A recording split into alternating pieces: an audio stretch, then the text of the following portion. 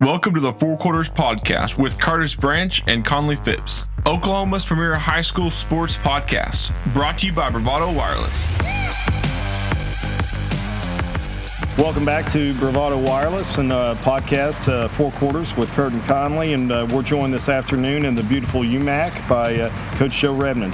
Coach, thanks for joining us. Absolutely. Appreciate you guys having me. Yeah, we were excited to talk to you about it. We've got the playoffs coming up. Third-ranked team in Class 6A, and had a good season for playing 15 games so far. Yeah, well, 15-1's a pretty good season, Curt. I don't know what you're used to. Well, so far so good. I'm used to playing 70 games a season, so coaching homeschool, we play every night, twice on Wednesdays. There you go. Well, there's the joke I can tell you about later about that, but not the homeschool thing, but all the wins. But so far so good with the season. You never know. You always feel like you got a good team, and I think coaches know when they've got a chance. If you've done this enough, hey, this group's got a chance, and I felt that way the last couple of years here, and I really think that the way last year ended just kind of made these girls even hungrier because they felt like they had a real good chance with the state tournament last year, and I don't know, this group is just, they're special, man. They work their tail off. They hold each other accountable, and they love each other. It's the craziest thing. I've got to kick them out of the locker room at night after practice. Hey, go home, that kind of thing. And so, whether that leads to the gold ball or not, I don't know, but this is a special group, and I think they've got as good a chance as anybody. Well, I tell you what, those intangibles you just talked about, I mean, those have all the makings of a state championship team. And Coach, even if it doesn't work out, because you know how it is, you got to be good and you got to get some breaks. To win a state championship. But it sure makes the season fun, no matter where it ends. When you've got kids that love each other and hold each other accountable. It does. And it's kind of crazy because in this COVID area of the world that we're living in right now, you got to tell them, hey, stay away from each other, do this, do that, and they do a great job in my presence of keeping the masks on and social distancing and doing all the things that we're supposed to do in order to play as many games as we can this season.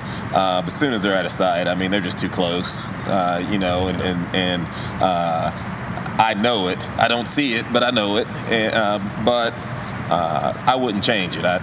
You know how it is. We've all played, we've all coached, and it's rare to have not just one or two kids that are real tight on the team, but a whole group that's as tight as you can find them. And I wouldn't let COVID or anything try to break that up because it's a special thing. Yeah. Well, like we said earlier in the broadcast, 15-1, and your only loss coming to a really good Redmond North team, which I believe, what are they, number 2? Yeah, they're number 2. So, we know Union's right there. And, Coach, I have the utmost respect for your coaching ability. So, if it comes down to a close game, I know Union's going to have a fair shot. But talk a little bit about your regional coming up. You guys got a home regional. Yeah. Now is Redmond North on, or did they send them east? They got sent east. You know how that goes. You always look over and there's always 2 or 3 really good teams from over there that come over here, and it's as my years at Booker T taught me to not really get concerned about what region did you host, who you going to play, that kind of thing, because it was just so difficult then to earn a regional. We weren't in this conference, the Frontier Valley, even though we were 6A. We played in the Tulsa Public School Conference, which I didn't think got the respect that it deserved from the coaches. On the West, the other 6A schools, you always got voted down, even if you had a good record, because they'd say, well, you're playing those 4A, 5A teams, and I challenge any of them to head over to McLean or Central and just think they're going to get a win. Go to McLean on a Friday night. Yeah. Let me know how that works for you. It does feel good to be able to host a regional, have the home court advantage. It hadn't been made official yet, but it looks like we'll play Bartlesville the first round. Ponca City, Sand Springs, here as well. But, it's the playoffs. I mean, coach speak, you hear it a million times, you got to show up and play. Everybody's got an even record at that point and got the same chance to win. So it's what we've been planning for all year long, 15-1 or 1-15. This is what we've been planning for. And so throughout the COVID thing and being quarantined or maybe missing a game for here and now with the weather, that kind of thing, the goal has been to get to that regional and win a couple games so that you can increase your odds of making the state tournament the next weekend. And so none of those things have changed. We've set ourselves up. We've earned a home regional with how we've played in the regular season. Now we got to go prove it. So we talked to a lot of coaches on our podcast in the last few weeks. Your team's pretty senior laden, isn't it? Yeah, we've got 4 seniors. 2 of them start, and a couple of them that come off the bench and contribute quite a bit. I mean, we're blessed with 3 juniors that start, 2 more a junior and a sophomore that come off the bench and play quite a bit. But our leadership that has really got us to this point are seniors. So, I think we'll have the talent to be in a good spot next year, but we'll need to find some leadership. And not that these girls are bad leaders; they just haven't had that opportunity. Our seniors it's just natural for them. And to the credit of those underclassmen, they're as talented as those seniors. And so sometimes people think that talent should equal leadership, but they've been good enough teammates that they've allowed those seniors to lead, and I won't say followed as in, they're not as talented, but they've trusted what those seniors have been telling them and the leadership that they provided, and it's worked out for us to this point. So, yeah, we do have some very talented seniors that are leading us through this thing right now, but our young girls are pretty salty too. That's a good feeling, isn't it? I know you have some. It doesn't hurt. Coach, let me ask you. This is one of the questions when we were driving over here. I wanted to ask you. So this is, to my knowledge, this is the first time this is your 4th year at Union. Mm-hmm. Before that, you had a great successful run at Booker T. You were a college head coach. As far as I know, you've always been on the men's side. That's now, right. Here we are. You come to a program with a lot of tradition. You're now coaching female. So here's my question. Denny Price. Mark Price's dad, Brent Price's dad. I know Denny real well. I know him personally. I knew him personally. Yeah. And great man. Well, his last job, he was the women's coach at Phipps. Mm-hmm. And he told me that's the most fun he's ever had coaching, mm-hmm. that he'd much rather coach the ladies mm-hmm. than coach the guys. So I'm not asking you to say that. I'm just give me your reflection on the difference, if there is one. Well, let me tell you, first of all, Denny was a big influence in my coaching career. I was a graduate assistant at Phipps University. I didn't know that. Okay. Yeah, for a year and a half. And Denny was the AD and the women's coach there, so I got to know him and Mark and Brent while I was there. And, at that time, I'd never even thought or dreamed that I would coach girls basketball, and right up until even going through the interview process for this job, I still didn't think I was going to coach girls basketball. 4 years in, I can say that it's given me sort of a renewed love for coaching, if that makes sense to you. Not that I thought I was going to quit before that, but the grind. I mean, I think our careers have been similar, from college going into high school, that kind of thing. And how that grind can more or less make you unhappy. I mean, I don't know how else to say it. Yeah. It's just a rush of emotion coaching and just wanting to be successful, wanting your kids to be successful, that kind of thing. And these girls taught me a lot about, balance with all those things, and being able to, compartmentalize it. It's okay to turn that engine off every now and again. And I wouldn't change it for the world, because I would have originally thought that meant that they aren't as serious about it, or maybe they're not as focused, or they're not working as hard, and nothing's further from the truth. They know what's expected of them. They want to be successful. They want to please their parents, their coaches, their teachers, whoever the people are that's backing them. They show up every day trying to please those people, and then somehow they come together as a group and take a deep breath and say, "Yeah, let's forget that for a little bit." And once I understood that and stopped trying to press them out of that, you see them in the hallways before lunch, and you want to know if they're ready for practice, and they look at you like, "Hey man, I'm going to get something to eat. Calm down. I'm going to be ready." And I'm checking the new filters on. And before, had I saw R.J. Fuqua or Bryce Thompson in the hallway before lunch and said something about practice and they blew me off, well, they'd probably get their butt chewed, right there in front of everybody. But those girls would still show up. They'd be ready to practice. They practice hard. They do what we ask them to do. They'd be coachable, and then they go out and win games. And so it makes you reflect on, not so much should you be that intense or should you coach that hard, because I haven't changed that. I've just kind of been able to adjust to okay, maybe I don't need to be that guy at 10:30 in the morning, and it's given me a lot more energy, if that makes any sense to you. It does. So, trying to compare the two, I think, my default guy is just an asshole. That's just, it's an edge that I always felt like it gave me, just to, cross all the T's and dot all the I's, and prepared to play, whether it's 8 in the morning or 8 at night, that kind of thing.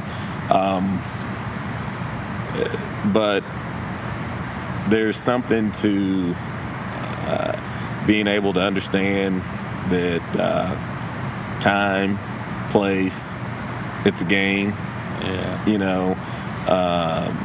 You're still going to wake up the next day. You're still going to have an opportunity to be great the next day. Don't get too high with the wins. Don't get too low with the losses. All those things, I don't know that they know that they have had that effect on me, but they have, and I appreciate it. Well, and I appreciate your candor. I think that's great stuff, and I know that, and Curt, I don't know if you know this, but Coach Redmond had a daughter that he was able to coach at Union, senior last year. May one of the greatest drivers I've ever had at Oklahoma driving school.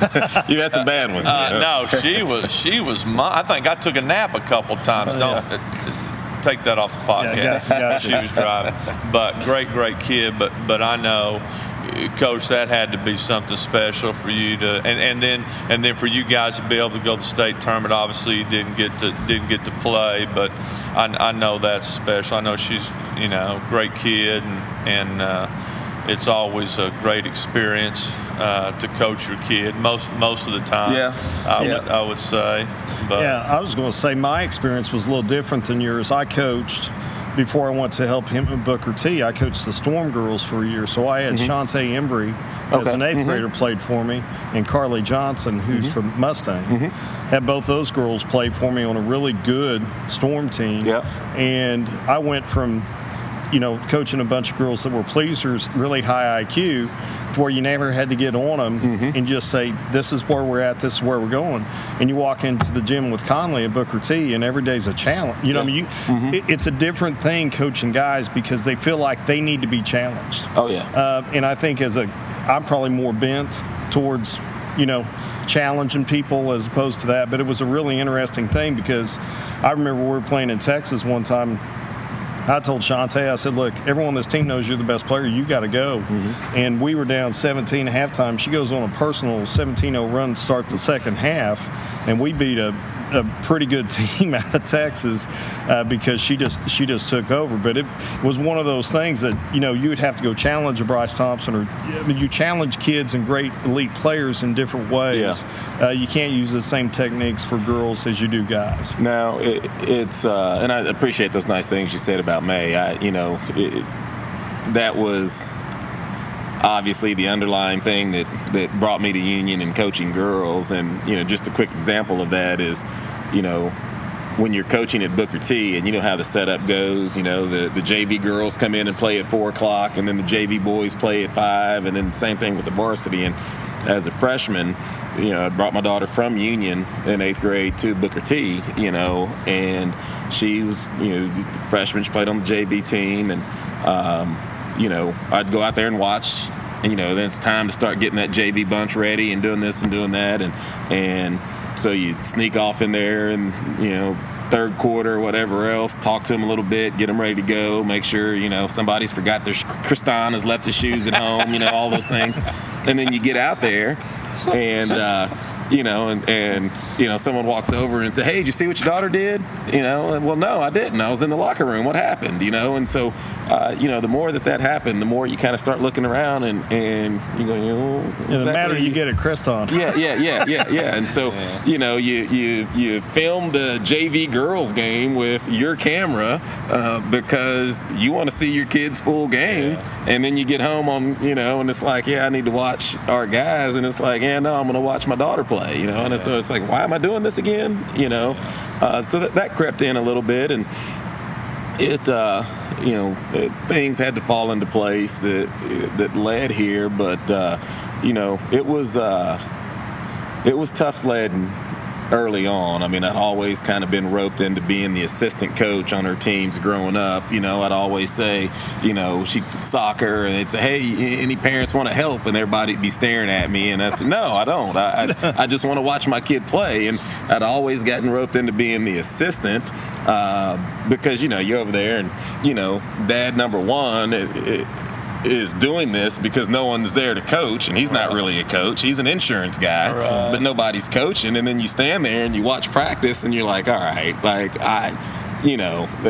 am I doing the right thing, not helping? Right. I mean, I want to be a dad over here, but also they could use help. And so you always kind of end up helping a little bit. And I remember coming home and talking to her about it and say, there's a chance that this might happen. And I think maybe I'd already interviewed once or twice or gone through the first initial steps of it. And she just flat out said, no, we're not doing that.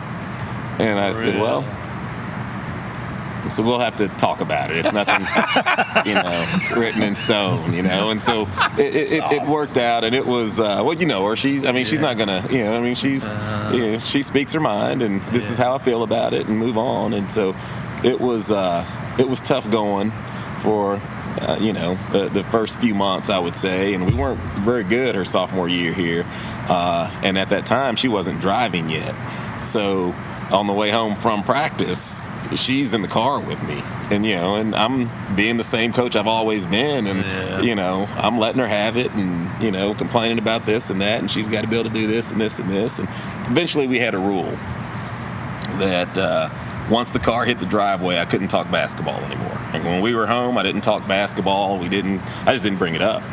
And that made things a little bit better. Well, then she got her driver's license and didn't have to ride with me anymore, and that made it a little bit better.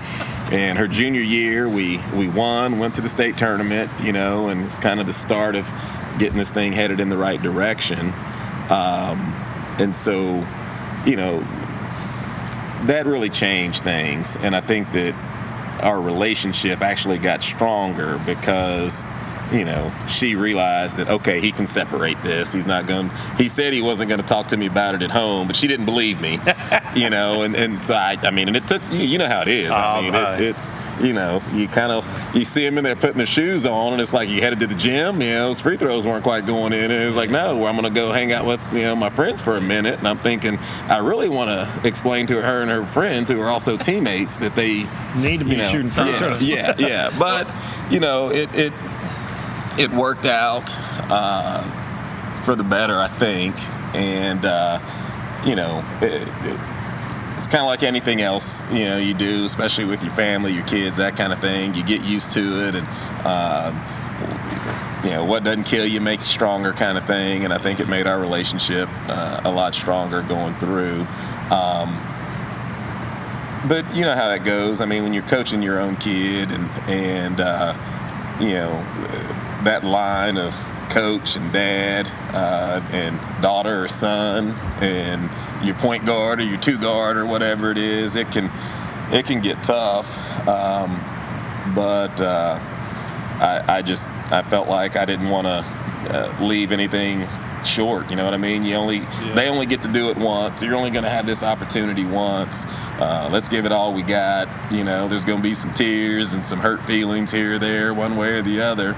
But go hard, leave it out there and enjoy it. Well, I think you go ahead, Curt. Well, I was going to say, a great social media account. I'm just thinking about back to, just this season of not coaching and watching my kids play and not having a lot of success. I think a great Instagram or Twitter account would be videos of coaches watching their kids play sports when they don't have any control over the outcome. Yeah. I look like I'm being tortured watching some of the stuff I've had to watch this year, but it's I think it would, I know he was legendary for when he didn't coach Trey in AAU, and would do some great things in the stands and correcting referees and stuff like that. I know I'm the same way. I literally one time blurted out to the coach this year, call timeout, run a press break. I mean, I'm screaming at it, because it is so painful to watch and to see your kids going through something.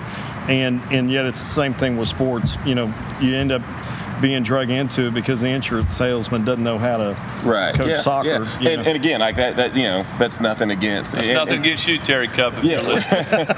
Well, and so it's just one of those things that and I don't know, people will cut this off. I don't think I've ever been so arrogant to think that I had all the answers. You know what I mean? Right. But when you've done it as a profession, you know what a practice structure is supposed to look like. Just the fundamentals of it, whether it's soccer, baseball, basketball, whatever it is. You know that there's a fundamental structure to a practice that when you're not seeing it, I know that that's not going to work. Like, that's not going to translate into something that this person is going to want to see on game day. And if you have just some basic things that'll help. I'm not saying it's going to, turn a terrible team into a championship team, but it's going to make you look organized and look like a team on game day and give you an opportunity to be successful. And so withholding that, in my opinion, would be wrong. I mean, I aken it to, if I'm a doctor and I come up on an accident and there's somebody hurt, it's like, I'm not a doctor right this second. Right. I'm not on duty. Yeah. Right. So, so I've always, reluctantly, because I did want to, especially, college years. I mean, I can remember her first couple of years playing. We were in Wilmington, North Carolina, and, a lot of her games were Saturday morning. Well, a lot of our games at UNC Wilmington were 1-2 o'clock in the afternoon, because we were always, we're TV whores. We were trying to get on ESPN Plus or ESPNU or, the Fox Sports, Southeast or whatever. And so they'd say, hey, the noon game slot is open. You and George Mason want that. You know what I mean? Well, sure, we want to be on TV. Yeah, So if you've got a 1 o'clock game and your daughter plays at 10, you ain't making it to your daughter's game. You're at shoot around or pregame or something. Right. And so, again, I'm missing out on those things. And so, the rare chance you get to go and see it, you just kind of want to watch your kid play. That's it. Right. And so I kind of had that mentality the older she got. And then I realized that, I didn't really, it's time to get a little serious about this. This isn't the team where, you just go guard the girl in the same wristband color as you. This is, we're supposed to be getting something out of this. And so when you see that and you have something to add, you do it. And I think doing that early on in hindsight made it more comfortable when we got to high school because, more so not because of her and I, but she'd had to deal with maybe the girl on her team saying, why is this guy telling me what to do? And her being able to handle that because it's, no matter what she'd say, she's pretty protective of her dad when it comes to somebody else saying something. She can say something about it. And she does. We had many conversations. There you go. But somebody else did, So I think that going through that early on, second grade, third grade, whatever grade it was, made it easier to adjust in high school. And you know how it goes. Outside of the, I don't know. I don't want to, over exaggerate, but the depression that her and I felt when we didn't get to play in the state tournament. Yeah. We went right into quarantine. So not only did we not get to play in the state tournament, but that was the time when basically you just stayed at home for 3 or 4 weeks. Right. And we were two miserable sacks walking around, and we literally looked at each other a couple weeks in and was like, we gotta stop doing this. We gotta get the dog and go for a walk, or we gotta get out of the house.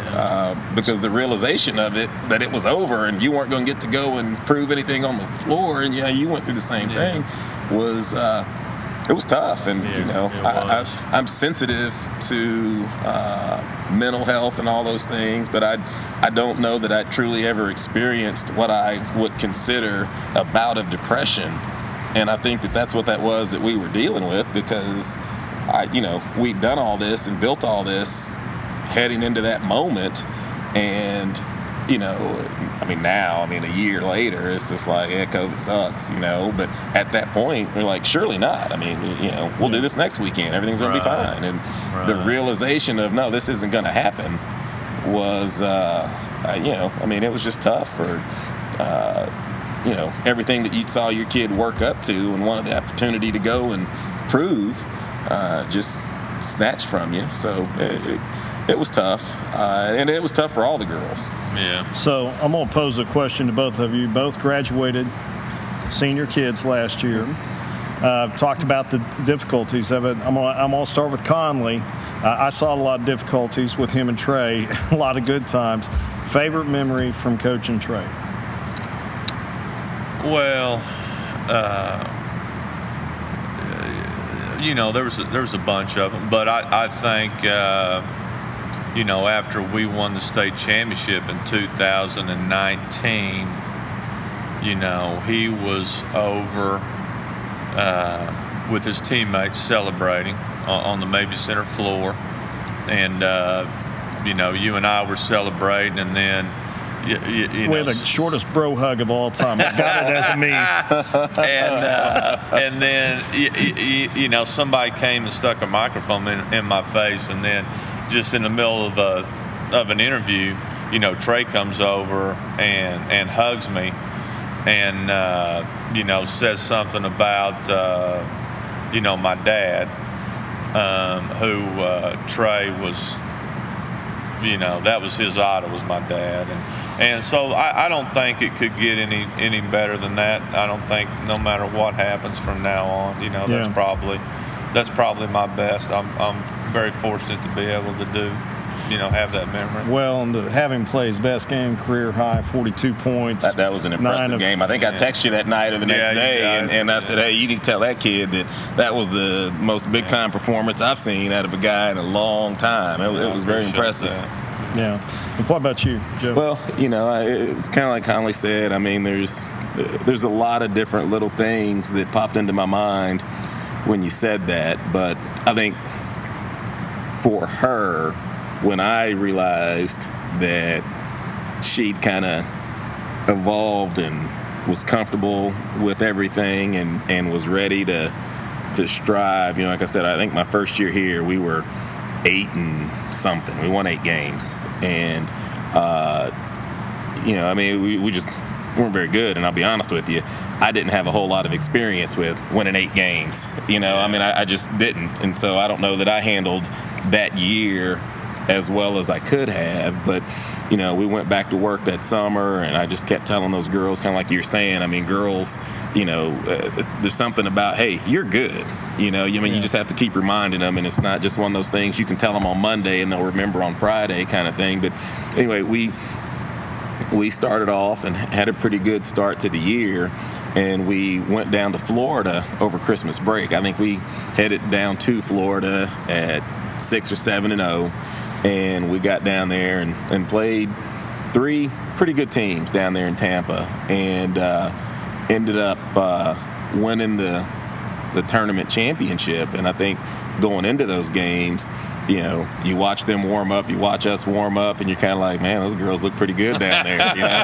And I just kept telling the girls, I said, listen, we've trained you for these situations. I promise you, just go out and play, you're going to be okay. And, again, 8-16 the year before, and not 100% sure of yourself walking out there, and it looks like some good players on that other end. And so, we won all 3 games, and I just remember second quarter of the championship game, and we just couldn't score. Now, we wasn't letting the other team score, but we couldn't score. And that look on their faces, just, you could just tell they're like, uh-oh, this is probably it, And I think we were in a timeout, first and second quarter, and I talked to him a little bit, and May just stood up and looked at him and said, we got this. Let's go. And from that point on, we just kind of rolled, and they give us the trophy, and she sprinted out there and grabbed it like it was hers. And awesome. And she, and kind of gave it one of those, and I just kind of felt like that confidence that she had in herself to do that. Yeah. And the girls feed off of it, kind of catapulted us through that season and into the state tournament that year. And so it's kind of one of those deals where it's like, I think she kind of grew up. I think it probably happened before that moment, right. But she was able to verbalize it or show it physically, and it kind of made you feel like, yeah, this is going to be all right. So it was kind of one of those deals that it gave me the confidence that we were headed in the right direction, if that makes sense to you. And she just continued to, grow and mature into those situations. And, she started every game her junior year. We won 21-8 or whatever, and went to the state tournament, started every single game. We came back her senior year, and we actually turned her into our 6th man. She didn't start her senior year. And she never blinked. She never asked me why on the court or at home, anything. Not that her minutes changed, but there's some kids that would affect. And sure. She never blinked. She was still a team captain. Those girls still looked to her in tough situations and all those things. And so, those are the things that I look at as special from a dad standpoint, more so than just the coach. Yeah, that's really good. Until the end of February, new Bravado Wireless customers are eligible for 50% off of a Samsung A11 with a new monthly plan. And on top of that, your 2nd and 3rd months of service are on us. It doesn't get much better than that. Visit bravadowireless.com for store locations. Restrictions apply. See store for details. Let me go back, Coach. Your last year at Booker T, mm-hmm. You guys go on an unbelievable run to the state championship game. Now here we're sitting here in the beautiful UMAC. So here's what I remember. You called me on I don't know when it was, Sunday afternoon. And like you said earlier, at that time you guys play in the green country, even though you're 6A, but you've got at that time 23-0 Union team in the area winners brackets. Mm-hmm. Okay, and you call me and go, Coach, how good they are? I said they're pretty good. So you play in the area finals. over at Bigsby, because we're in the same area. Right. We're in the loser bracket. Okay, and Union's number 1, undefeated, and for lack of a better term, they put it on you guys pretty good that night. Yeah, they whipped us. Yeah. You come back the next night, beat an extremely well-coached Sepulpa team. We did. Part of that was not true. Yeah. You did beat a Sepulpa team. That part's true. They were well coached. And they had some good players. And so you make it to the state tournament. So now you beat Westmore in the first round, if I remember right.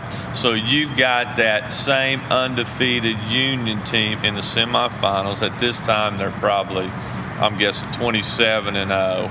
All right. You guys upset them in an unbelievable game. Tell me a little bit about that week right there and the ups and downs from the low to the high and that turnaround.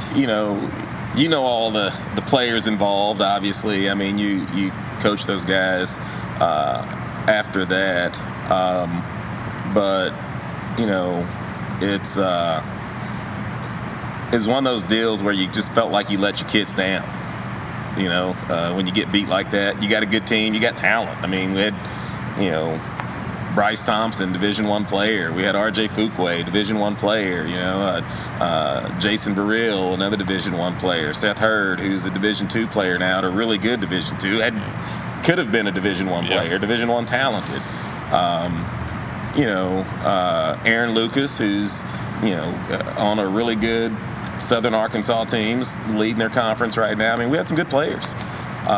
Union was a different animal. I mean, they had some pretty good players. They had 6'9" and 6'7" and 6'5", and I mean, they were good.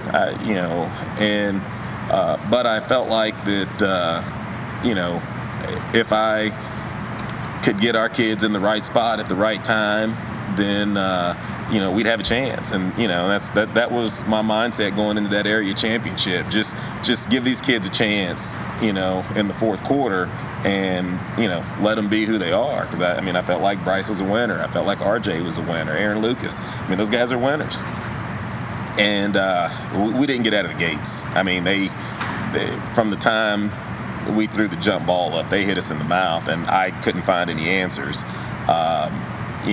Now the problem was we had to come back in less than 24 hours and play Sepulpa, who had some good players. They had shooters. They had guys that could drive it. They had guys that were tough at the basket and all those things. And so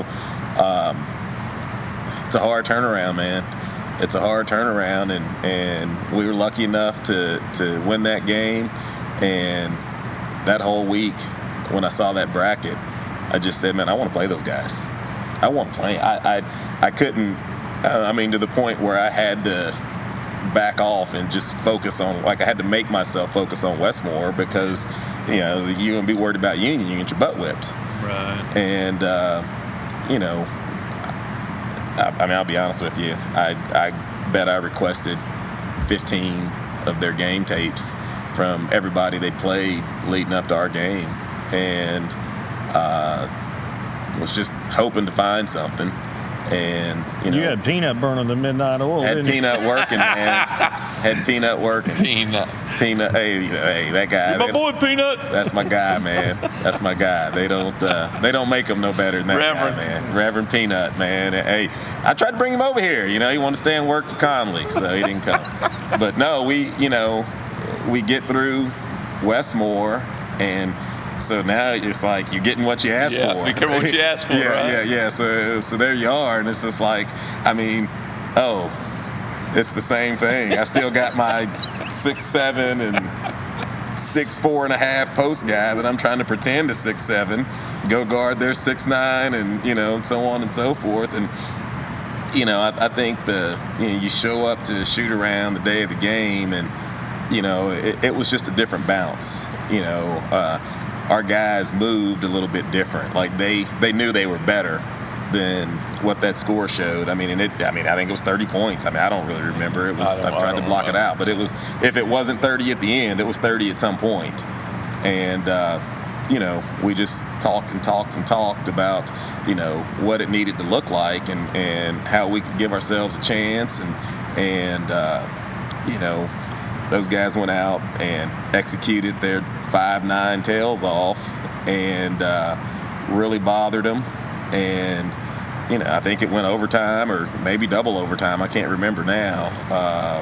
But needed to make some plays here or there in the fourth quarter to get it to overtime. Obviously had to make some plays in overtime to win the game. And, I just remember RJ and Aaron Lucas, just two little tiny guys out there just, coming up with every loose ball, every rebound that we needed to be fought for, and making some tough shots along with those other guys and, getting it done. If maybe we had another 24 hours to rest after that game, maybe the next night would have been different. But Edmond North was awful damn good. They were good. But, it's kind of weird because, coming here, taking a job here a month later after that game, it was, and Rudy well enough to know. I mean, he's as competitive a son of a gun as you could ever meet. Every time we were in the same room, somebody brought that up. And, you don't hear it quite as much. Did you find any deflated girls' balls laying around the gym? 4 years later, we don't hear it quite as much. But every now and again, he'll, it obviously is very politically correct, in the early goings, and now he'll just remind me that, if somebody brings it up, he'll let me know in uncertain terms that, I'm still pissed about that game. You son of a, well, that's quite a turnaround in 7 days. Yeah. Well, and, I should tell you just,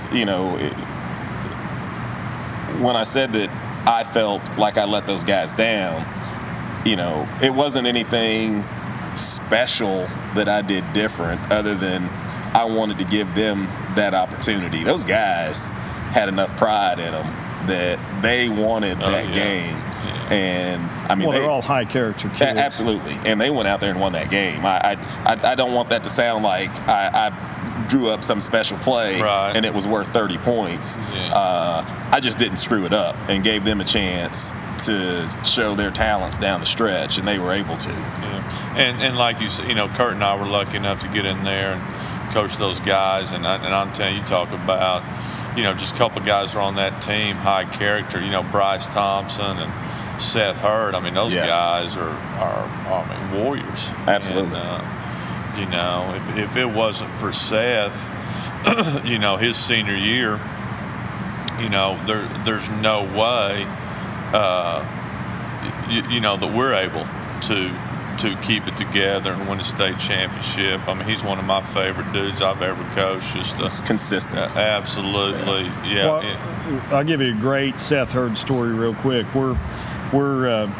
We get beat in the finals of the Jinx Jinx Union Tournament by Santa Fe. And I'm up always, as every coach is, I play tonight after a loss, and I get a call from Seth at 1:30 in the morning. He goes, I ain't doing this again. I'm like, doing what? I mean, you ain't know. Why are you calling? I mean, you never called me. Why are you calling me? And he goes, I ain't doing this again, Coach. He said, I'm in the state finals, 2 years in a row, and I'm not doing it again. We're going to win this thing. And I said, you be you. Just you be you. You be a leader. You tell those guys when they go. And he really became more vocal and more of a leader from that point. When we go fast forward, he got us through. He had 3 straight and ones in that quarterfinal game where we were down big to Putnam City West. He gets us through there. We go play semifinals. Yeah. And I'm telling you, I'm the positive. I'm the good cop. And we're at halftime, and the post from Southmore's got 16 and 10 on him. And it was like take turns of me and Conley for about 5 minutes in the locker room. I thought, you ain't going to do this again. And Conley's like, my turn. And he said, Seth. And he looks at both of us and he said, I got it. Tell the rest of the guys what we need to do. And the kid didn't have another rebound and had 1 point in the second half. But the most impressive thing, we're down 12 to start the fourth quarter. And Seth looks at, and we're standing outside talking. He goes, we're not going home until we leave Cheesecake Factory Saturday night after winning the championship. He said, if you're not with me, go sit in the stands. He said, we're going to win this. And he looked at us and he said, we're ready. And we come out a 12-0 run. In the first minute of the fourth quarter, we're down 12, and it was 48-36 at the end of 3. 7 minutes left, 6:58. They called timeout. It's 48-all, and it was all Seth Hurd. I love you know, just this consistency. And obviously there's a handful of guys that I had that came through there that, you know, fit that mode. But, you know, he walked in and was as green as they come. All he was tall. And not to say he didn't have talent, but he didn't know. I mean, we went to the TU team camp probably 2 weeks after he started working out with us. And there was some really talented kids in his class. You know, DJ Jones, Hill, the kid that's at Michigan now. You know, and they played up with those guys a little bit, but we just sat out there and started lining up. This was before Burrell showed up. I mean, he was the only guy over 6 feet tall in the whole operation. And I remember the first scrimmage we had there in the practice gym at TU, and I can't remember who we were playing, but about 5 minutes in, he'd already been on the floor 8 times. And so he's getting up and running down the floor. I said, hey, if this is going to work, you better learn how to take a punch. And, you know, so he goes down, and next thing you know, we're stopping, and he's asking RJ, what's he mean? And so RJ says, you know, basically, I'm going to say it the nice way, he's basically stop falling down. You know, I mean, you know, RJ had, you know, his way of saying it, but that's what he told him. And so for the rest of the day, he didn't fall down. And I said, you know, that's a start. You know, and in his mind, he's thinking, you know, well, I don't know what the big deal was. I mean, I get up and I run back and whatever else. And so I remember talking to him, and I said, you tell me a competition sport where the guy on the ground is the winner, right? Whether it's boxing, football, you know, pick a sport. You know, if it's a contact sport, you tell me where the guy that's laying on the ground is the guy that you think won. You know, and he's like, okay. And, you know, I'm not going to say he never fell down again, but he didn't fall down every play. And, you know, he took coaching well. Very coachable. He was a sponge. He wanted to be better. He wanted to hear what you had to say. You know, we had open gym in the mornings before school. I'd get there and just go to the field house and open it up. And if you wanted to come shoot, you know, in the mornings before school, you could. He'd be there every day. He wouldn't miss. You know, he'd just go in there and shoot. And, you know, and I'd always say, you know, I'm going to let you come in and shoot. I'm not going to stand over you. I'm not going to put you through a workout. That's more like practice. I want you to be comfortable enough to know that this is your time to come in and work on what you think you need to work on. And he showed up every day. And, I mean, he, you know, what should I do today? I'll go make 100 hooks before class. He'd go make 100 hooks, you know. And there'd be days I'd say, toss it off the glass and just rebound it with 2 hands. Don't even worry about shooting it. Just go grab every ball with 2 hands. Look out there, and he'd just be grabbing balls with 2 hands. And, I mean, so he was that kind of a kid. And, I mean, that's, you know, to hear you talk about him like that is good, because, I felt like he was that type of kid. He was just, when I had him, he was younger. We had those older guys. Yeah, so a couple years makes a big difference. Yeah. So that's good to hear, you know. And I'll tell you a quick story about all of that, because and you don't know this, but you know, we had a conversation one evening, and I can't remember if it was the Union Jinx deal or just somewhere I saw you, and you said, you know, you did a good job with those guys. You know, they're ready to practice every day, and I don't remember exactly. Yeah, I remember talking to them. What you said, but what you don't know is I had a parent meeting earlier that day, and was, I don't know, accused of not being very good at this. You know, girls just didn't look like they'd been coached, and, you know, so on and so, you know, the typical thing. Yeah. And not that you let those things get too deep in you, but, you know, it does, you know, you're human. It's just like, you know, I mean, I show up every day and bring it, you know. I mean, I feel like I'm doing an okay job, but okay, whatever. You know, and so, you know, then I run into you, and when you say you hear something like that from someone you respect in the game, it means something. And that just made me, that put that, you know, that parent can, you know, go over there, you know, because that meant more to me than anything anybody in those stands could ever say, good, bad, or indifferent. And I meant it, and they were. I'll tell you a great story. We, you know, we're playing, and I think that you had a call. Was it bingo where you won? Okay. Yeah. And so I'm telling you, hey, we're in the state tournament in 2019, and they're calling bingo, and I'm like, do it again, bingo. They still got Joe Redmond in them, baby.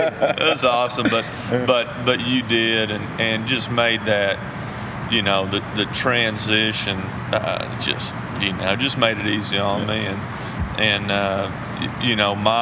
one of my mentors, Ken Hayes, he followed Lou Henson at New Mexico State. Lou Henson left and went to Illinois. Coach Hayes left Tulsa and went to New Mexico State, and he always talked about how fortunate he was to follow a heck of a coach, and that's how I felt coming to Booker T, and because I've made some other transitions that weren't that easy. Well, and after being at Booker T, you understand. And I always tell people, it was kind of funny because the number of people that would say, "Man, we've never heard of anybody leaving the Booker T boys job." It wasn't an easy decision, and I loved my time there. I mean, there's some great people there. I go through life, and in order to never have a bad day, I do this thing where I just turn my life into a sitcom, right? So everybody I encounter is a character in my sitcom, right? And so if you look at Booker T in that aspect, there's some pretty good characters out there, and so that was one of the better seasons of my sitcom that I've had, just based on the people that I got to be around every day, and so. And you know how, it comes both ways out there. And so, of course, everybody called, man, who's this Conley guy? Well, I said, look, you guys just got an upgrade. I promise you. He's going to be good. I promise you. And I don't know. Is it too late? Can you come in? No, you're fine. I promise you. It's going to be good. So it's that kind of place. And after being there, that it's a tough place to not be appreciated when you win, because you win, and it doesn't necessarily change anything, because that's what they were supposed to do anyway, in their opinion. But it's the pride and that kind of stuff that's just instilled out there is pretty impressive. And I think that the 5 years I spent out there, I used to you'd run into different guys, and the alumni, they call themselves, I guess, maybe boosters. I don't know what term to use out there. Alumni. We'll go with alumni, right? So and they hit you hard and tell you about the pride and the history and that kind of thing, and which is great. I mean, and I would just remind them that my pride travels. I understand what you're talking about, because I know, it's the same thing. I'm good with it. It's okay, So, but Mike Mims is. I don't know. I know Mike from the old days, but having him there when I first got there was amazing. That dude is gold. You may not know this. He is the one that recruited me to Oklahoma. I'd heard that story. He's one of my all-time favorite people, and I'm fortunate enough, I get to see him quite a bit at Oklahoma Driving School. And another shameless plug for Oklahoma Driving School. You got that number again? 918-622-6500. Ask for Cindy. So, that dude's good as gold, Coach. You know that. I mean, I tell you what, he's certainly helped me through more than one rough spot in my time at Booker T. But it's a special place.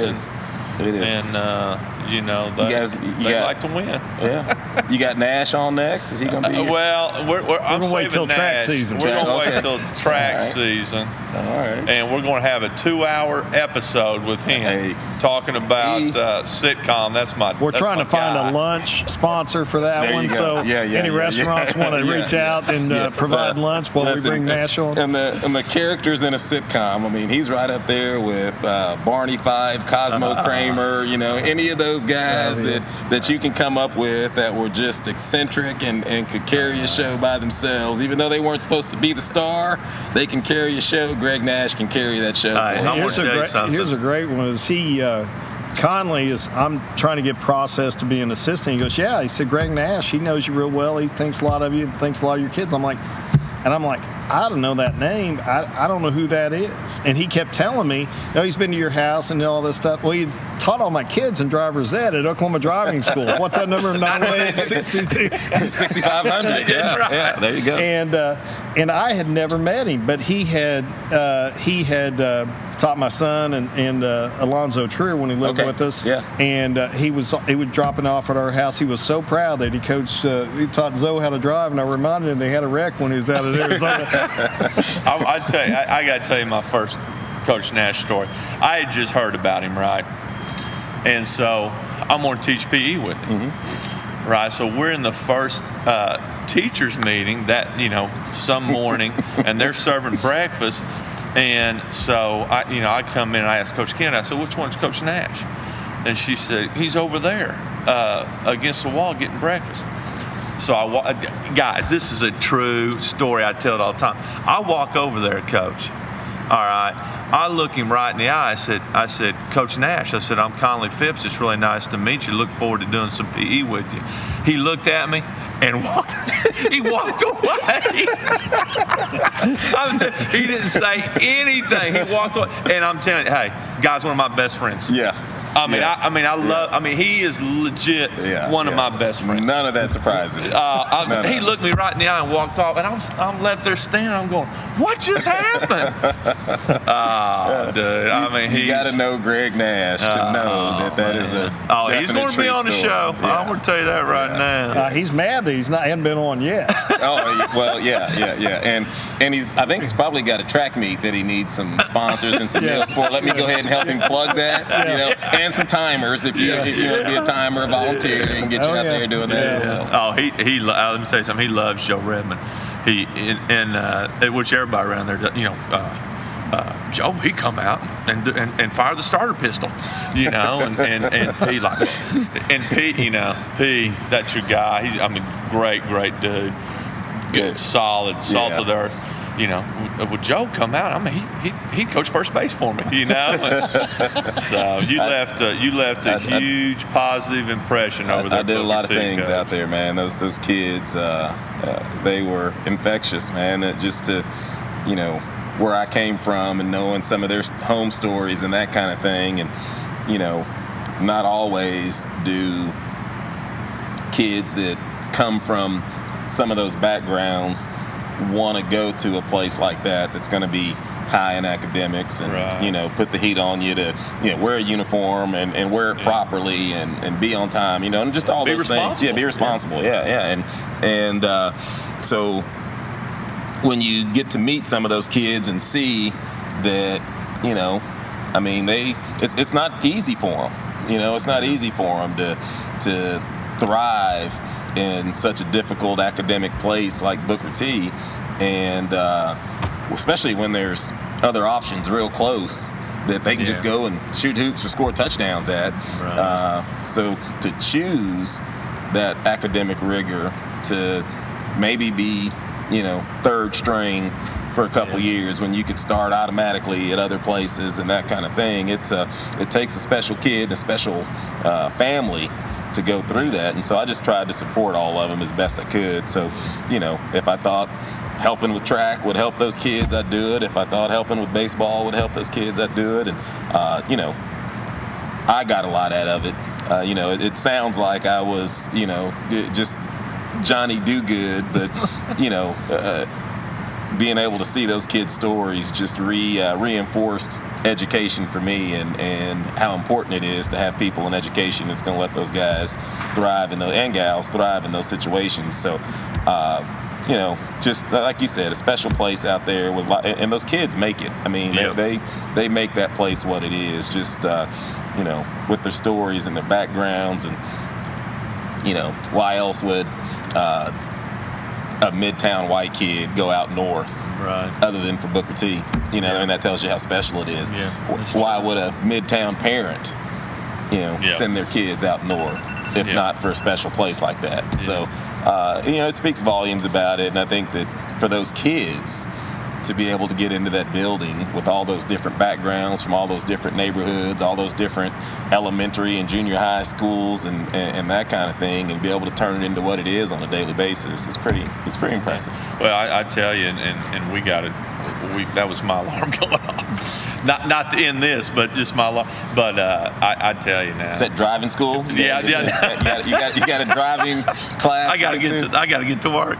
But Coach, I'm telling you, Trey loved being a part of Booker T. I mean, I tell you, he. And basketball was good at Sapulpa, and Sapulpa has some great people, and they treat us great. And I probably wouldn't have left Sapulpa because I knew we had good players coming, blah, blah, blah. But I'm telling you, Trey going to Booker T and taking pride in being from Booker T, I mean, it changed his whole, high school career. That's good. Just being a part of that over there. But when you leave, I wasn't teaching there. I just coached there, but I had so much pride in being a part of it. I kept 2 or 3 pretty nice pieces of swag from Booker T. So when they make the state tournament, I'm going to have something to wear into the gym and cheer them on. Oh yeah, I mean, I'll always cheer for that place. Obviously play them a couple times a year and that kind of thing. But outside of that, and this is really. The first year, the kids that I actually taught graduated last year. Gone, they're gone, but you look out there and lots of siblings and teachers' kids and different things that are out there, and and it's infectious. I mean, that's how you know it's special. I mean, if it weren't, then it would. I mean, I've coached other places, and you don't have that feeling about it. You wanting to keep this or that kind of thing. I mean, I kept a couple things. I left a lot of stuff in that office. You did. The problem is I'm too fat to wear any of it. Now, we did pass it out. I always appreciated that. I left some too. There you go. And you know what? Nobody was big enough to wear it. I don't know what they did with it, but well, it's when you called and asked about this, and you just start thinking about things and just realizing how similar, at least recently, as far as coaching our kids, being the coach at Booker T, and going through the COVID thing when you were in the state tournament, coming from the college ranks and into high school and that kind of thing, and that's not even knowing that you had a relationship with Denny Price and that kind of thing. So it made me thinking that, obviously you drove my daughter in driver's ed and that kind of thing. So it's a small world, man. It really is. And it's always neat to talk to guys that understand that, or maybe I won't say understand, that maybe don't think that I'm as crazy as other people think I am. You know what I mean? You know what, Coach? I do know what you mean, and that's why I've kept Curt around me all the time to have somebody. And that's what I'm saying. I think the way that I operated and you operated, certainly when you were on the men's side, and the way you had to go about your business at the Division I level, the way you had to go about your business at junior college, the way you had to go about your business at East Central. It's like you said earlier, it's a full-time gig, right? Yeah. And a lot of people don't understand that, and I'm just it just seems like to me, and I'm happy for you that it seems like you're getting to enjoy it more, and that's great. Yeah, and it's crazy because it's not that I didn't enjoy it before. Right. I just didn't know how. If that makes sense. I mean, I think that's the It does make sense. You ask me, one of the differences and that kind of thing, and that's really the biggest thing that I would say is,